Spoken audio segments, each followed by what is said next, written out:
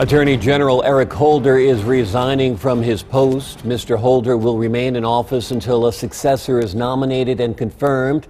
Political observers say he has been the most prominent liberal voice of the administration, leading its push for same-sex marriage and voting rights.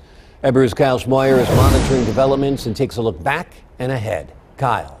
Well, Logan, Holder had signaled earlier this year that he planned to step away sometime in 2014. We're learning his plan was solidified while meeting with the president over Labor Day weekend. And like most things in Washington, reaction is mixed, from some Democrats calling him a historic leader to the Speaker of the House, John Boehner, calling the resignation, quote, long overdue.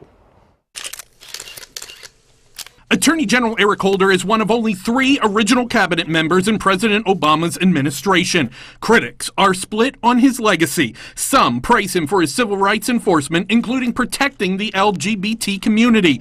They say he restored fairness to the criminal justice system, fought for voting rights, and strongly prosecuted terrorists. The chairperson of the Congressional Black Caucus, Ohio Congresswoman Marcia Fudge, says Holder's resignation, quote, will leave a significant void in this administration and in our nation, end quote. But not everyone on Capitol Hill is upset about the departure. California Congressman Darrell Issa tweeted, Eric Holder is the most divisive U.S. Attorney General in modern history.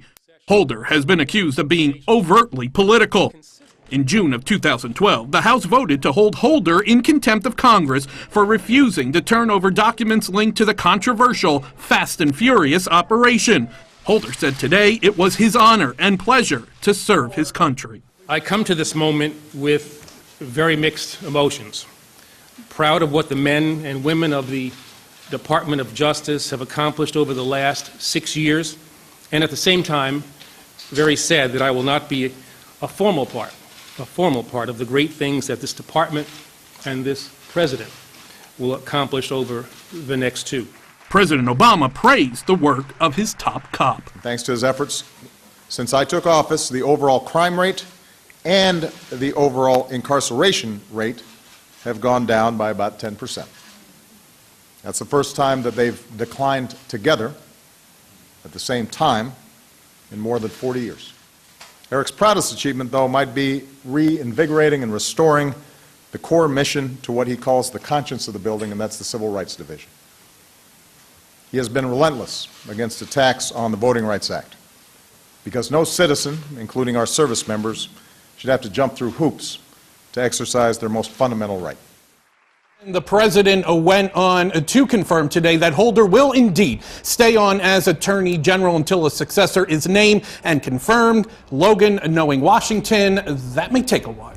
That could take a long while, Kyle. Now, who are some of the possible successors for Holder? Nothing officially from the White House tonight, but some names that are circulating in Washington right now include the governor of Massachusetts, Deval Patrick, also the current Solicitor General of the United States, Donald Verrilli Jr. We're also hearing the name of the Attorney General of California, and lastly, the current Homeland Security Secretary, Jay Johnson. That one, though, some think is a long shot because Homeland Security so much at the forefront these days with everything going on. This may not be the right time for him to transition into another job.